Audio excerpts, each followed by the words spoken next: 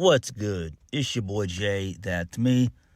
Let's discuss Monday Night Raw from December the 18th, 2023.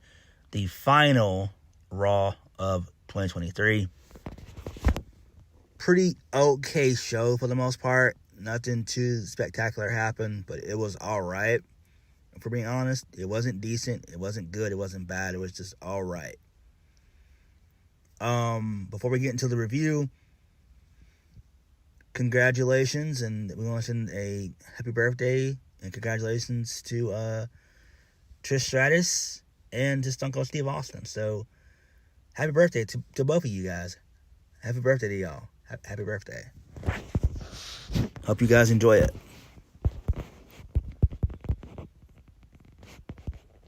So, we kicked the show off with the Judgment Day.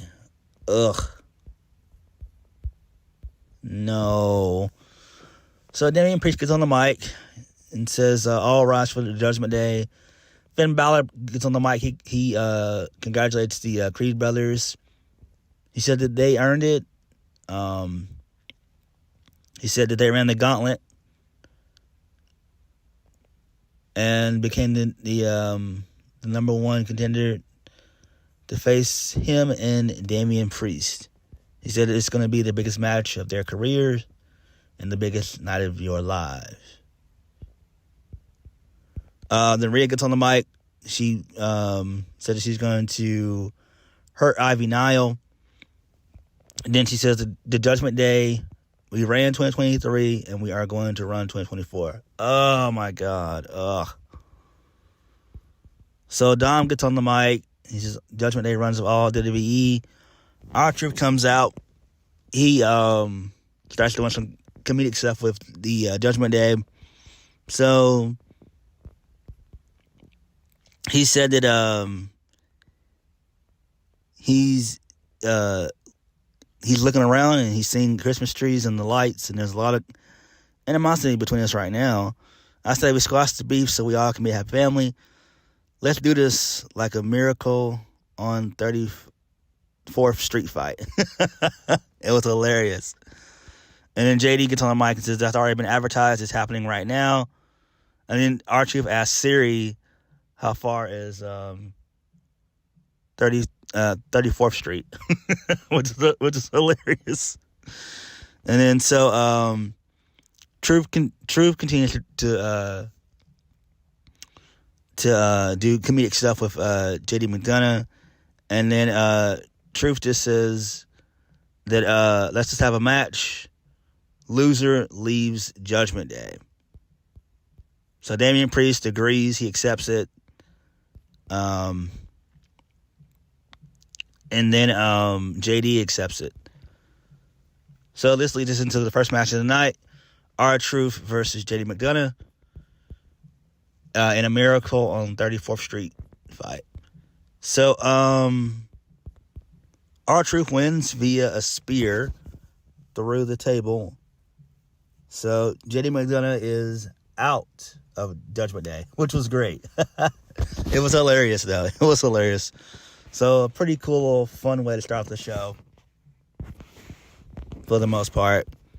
R-Truth is comedic gold. Comedic gold. I love R-Truth.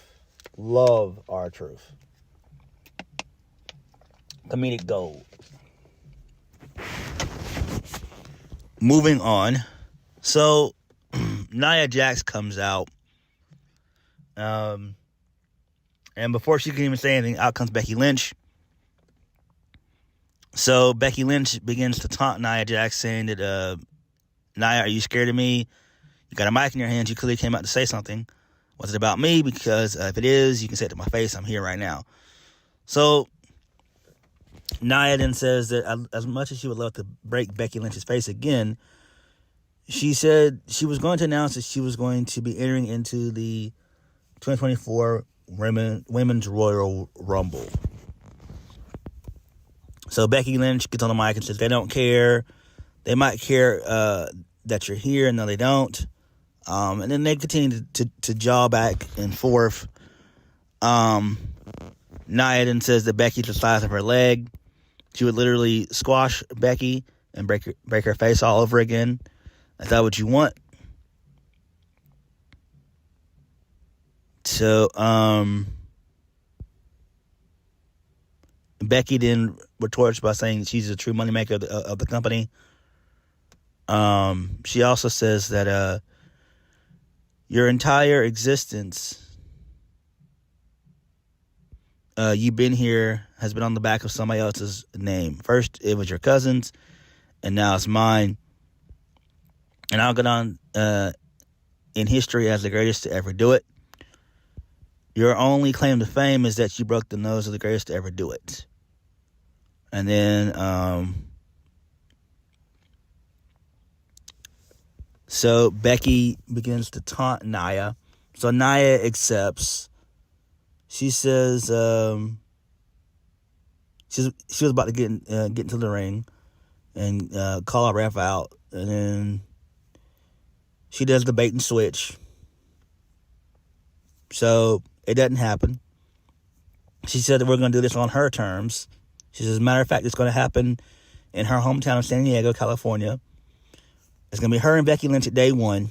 And after I break your face, Becky, and you're like in the hospital with your little daughter, she's going to be crying and saying, Mommy, why are you uglier than usual? And that was a good one. That was a good one. It's a nice little burn there. And then Becky starts to brawl with Nia. And then they're separated by security guards. So that's fine there. They're going to build up day one. They did a pay-per-view day one event 2 years ago. So that's pretty cool. That makes sense. Should be interesting, I guess. I'm glad that they're doing it then. And this needs to be a one-and-done type of thing. This just needs to be a one-and-done, and that's it. What you do with Nia going forward, I don't give a damn. I really don't give one single damn what you do with Nia going forward. I don't. I'm trying to think who's going to win the Women's Royal Rumble. That's a good question. It could be Bayley. Might be Sasha Banks, because she's going to be returning soon. I don't know. There are choices out there. There are choices. So, I don't know. And I would assume that Becky's going to be entering in the Royal Rumble as well. So, it is what it is. But it looks like they're going to be building up day one to be some type of pay-per-view or some type of special show for the first Raw of the new year. So that should be okay, I guess. Moving on. So Kofi Kingston, he's giving out Christmas gifts to the Des Moines, Iowa crowd. Moving on from that nonsense. So Jackie Redmond had a backstage interview with The Miz. She says, is there any added pressure with this match being possibly his final opportunity at the Intercontinental Championship? Miz says that Gunther is reeling from within, whether he wants to admit it or not. Maybe you should ask Gunther if he's feeling any pressure. So this precedes us to to the match, Gunther versus The Miz for the WWE Intercontinental Championship. This match was solid. This was an absolute banger of a match. This match kicked fucking ass. Gunther wins via the powerbomb. So he goes and does the powerbomb. Then he does a lariat. And then he does another powerbomb for the 1, 2, 3. Also, Gunther injured his hand in the match as well. He tried to chop Miz, and he hit the ring post. So that was pretty good there. They worked that really well. This was great. Who dethrones Gunther? I have no idea. I really don't. It could be Chad Gable. It could be Tommaso Ciampa. Who knows? Someone's going to dethrone Gunther. So, I don't know, but this was a solid, good-ass match. I enjoyed it very much. Very, very good stuff there. But Gunther should definitely drop the title at the Royal Rumble for sure. Is he going to win the men's Royal Rumble? I doubt it. He's not. I don't think he will. I think that's going to go to CM Punk.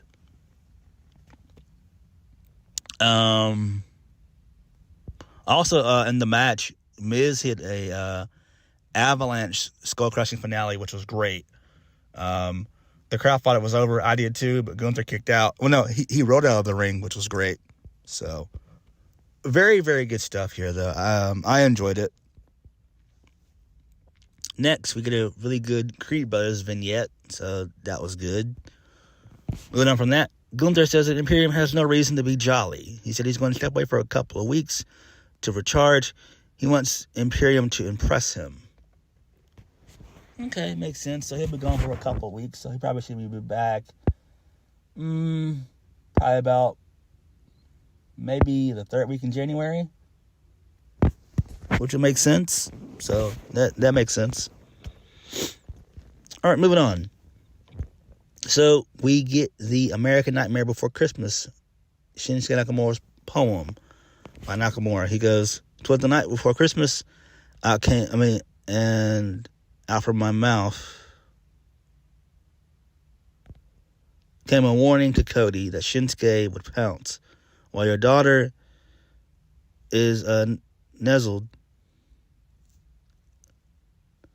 all snug in her bed, visions of championships dance through your head. Shinsuke is plotting to live out your story, to ruin your plans, to extinguish your glory. The nightmare is over. The nightmare is through.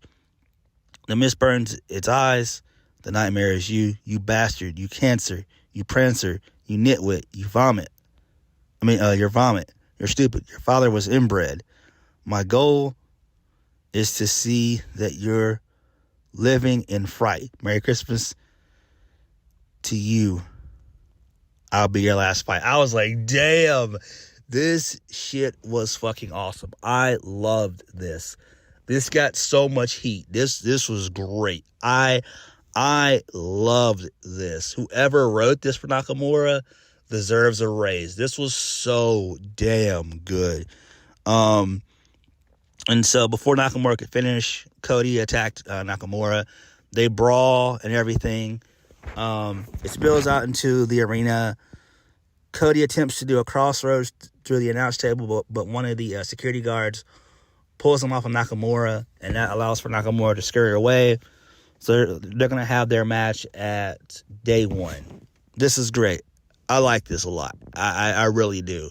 Heel Nakamura, sign me up. This is great. I love this. Really, really good stuff there. Moving on. So Chelsea Green wants Adam Pearce to cancel tonight's match. So that goes nowhere because their match is next. Bronson Reed walks into the office and he wants to talk about future plans surrounding the Intercontinental Championship. Interesting. So this leads us into Chelsea Green and Piper Niven versus KC Squared for the WWE Women's Tag Team Championships. So KC Squared gets the win via the after party, which is great. This was absolutely great. I love this. I'm glad that they won. It makes sense. What do you do with Piper Niven going forward? I don't know. Chelsea Green, I don't know. I like Chelsea Green, but I kind of wish that maybe Deonna Purrazzo was there. I wish that she was there. I know her contract with Impact is basically up, so we might see her. We might. I don't know. We could see her in the Royal Rumble. I don't know. Wishful thinking. I know I would do it. Moving on.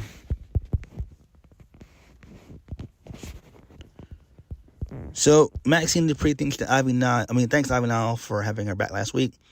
Ivy plans on becoming Women's World Champion in 2024. Pretty cool little goal to have, but it's not going to happen. And I'm a big fan of Ivy, but it's not going to happen. Moving on. So KC Squared celebrates with Kofi Kingston.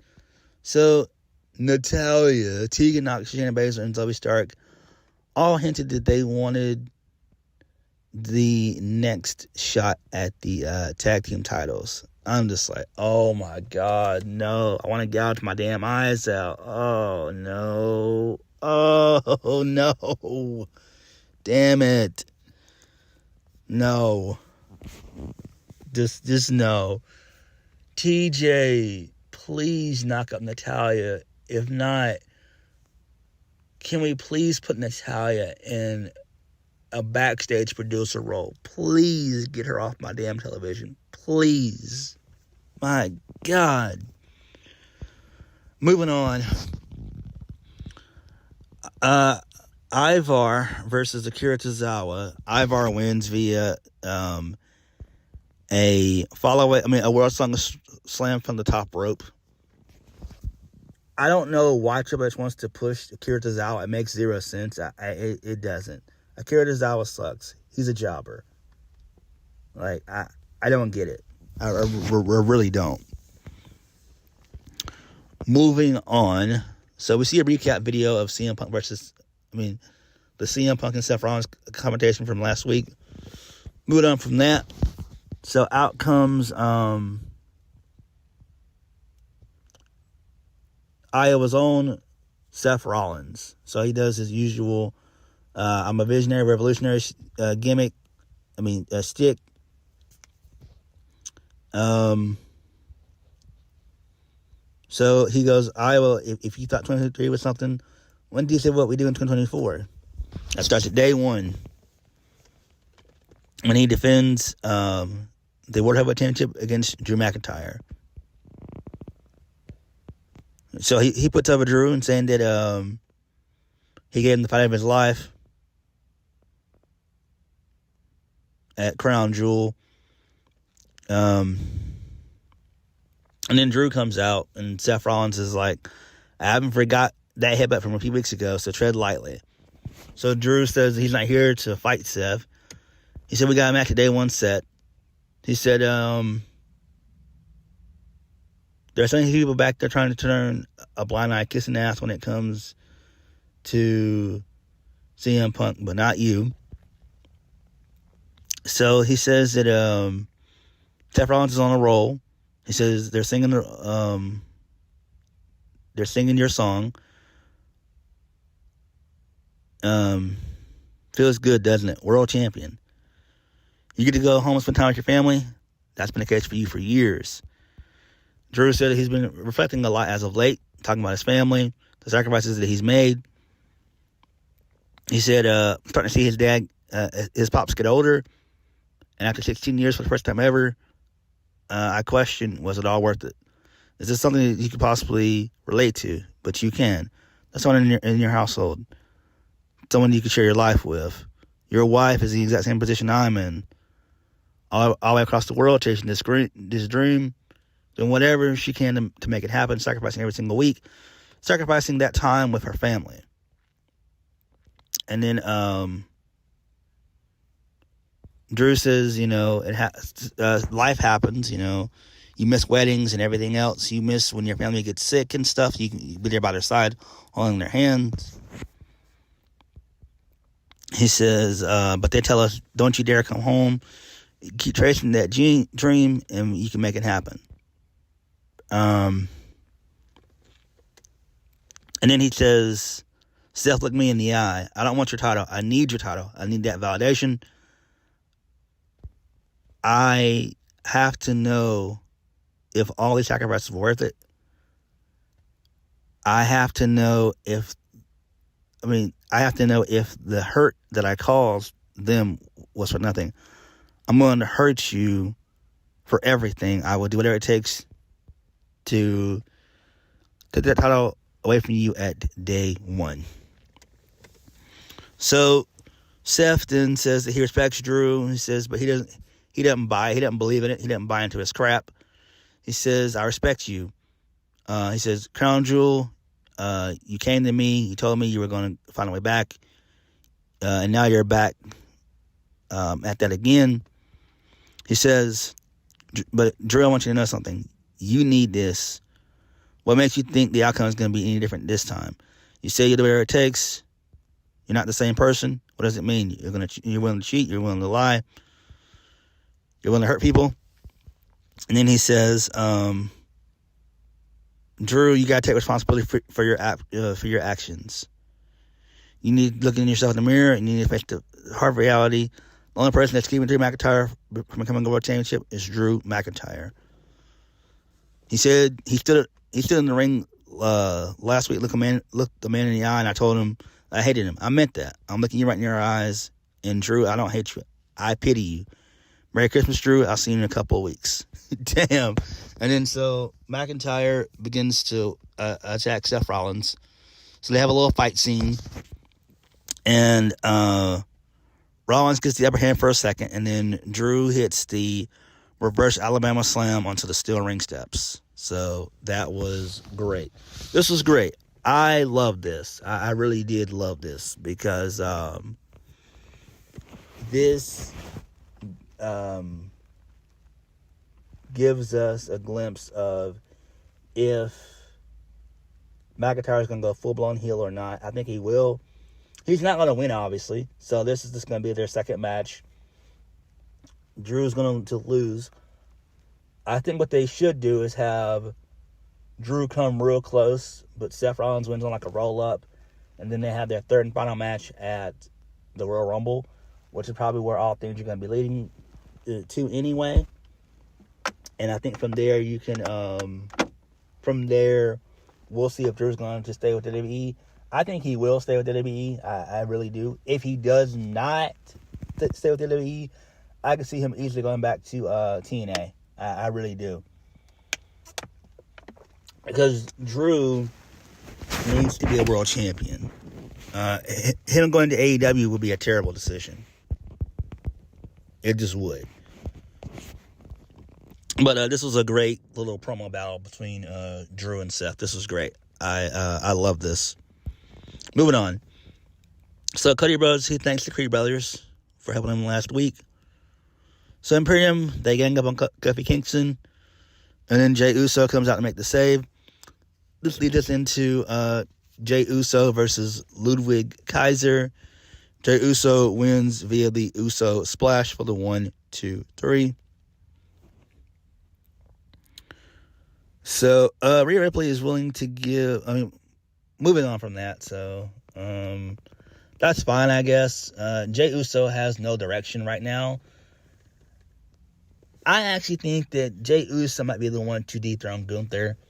So let's just say that there's like a fatal 4-way or whatever. It's like Bronson Reed, Jey Uso, Kofi Kingston, and let's say maybe like a Tommaso Ciampa or whatever. This is just like an example.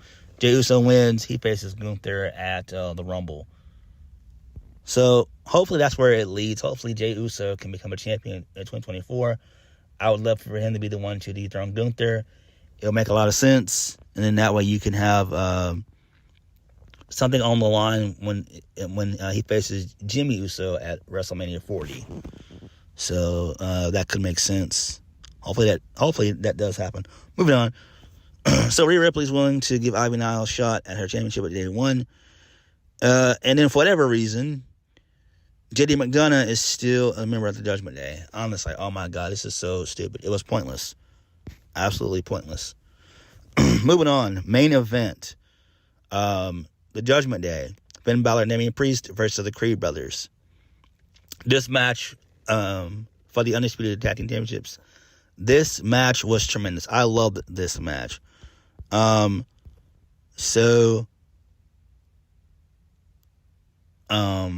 Damian Priest wins via the South of Heaven.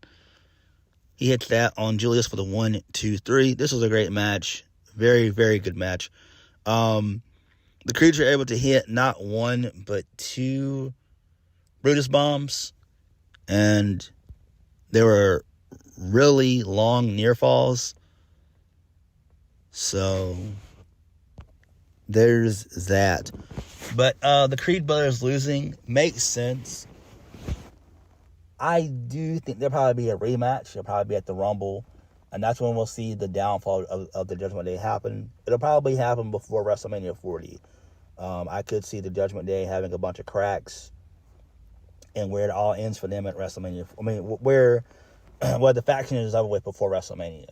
So, if I'm booking Rhea, I would book her with just her by herself along with Dom. It'd be her and Dom. You could. I don't know.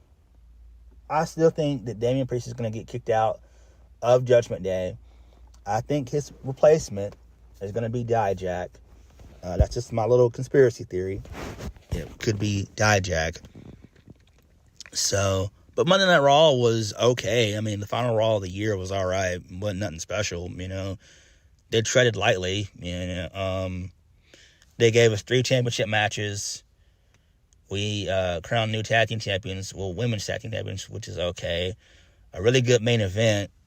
Cody and Nakamura, their segment was solid. That was good. Drew and Rollins was good. So it was it was a few good things on the show. But all in all, the show itself was kind of boring because, you know, Raw's 3 hours. So it is what it is. But what did you guys think? Like, comment, and subscribe. I'll catch you guys later. Happy holidays. Peace.